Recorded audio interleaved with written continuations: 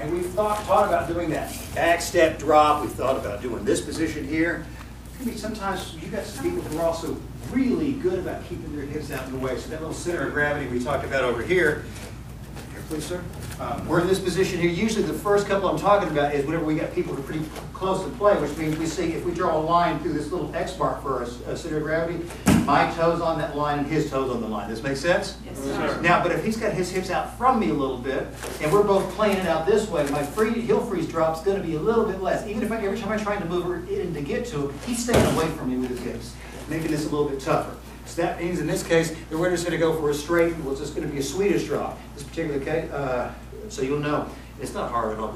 I'm taking you this direction, okay, over here, this direction. You got it? Yep. So here, we're going to explain this in slow-mo here in just a moment. This is, again, it's a guy, the back step's not working. I'm worried about my back step. If I step too far, if we're too far apart on the hips, he just pulls into me. He pulls me off base. That makes sense? So, we've got this space between us here. I'm going to hop this leg between his legs. I'm going to drop on this left hip, turning in this direction to bring him down. Now, there's a way to get and practice this nice and slowly. The reason that works is he was so far away, I've got to occupy that new center of mass he's created. He's created a center of mass that's instead of, we've got so much space here, I've got to get my hips closer to his, right? To make that happen, let me have this. Hang on like this. Tight, tight, tight. He's going to hang on. He's going to slow my fall. So, hold this one moment. Imagine we're here, okay? We're going to let go because he's helping me out. I'm going to jump this leg in between his legs. Okay. Deep, okay? And I'm also going to fall into this hip, turning this direction.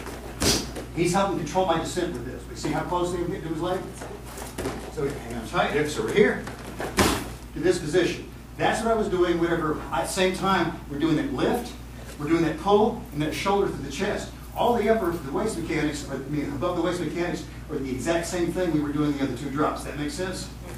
Only difference is we sacrifice by the shooting underneath. But we got to turn. Big problem with this one, and there is a problem, is if you're not doing these mechanics, you drop underneath him and just pull him directly on top.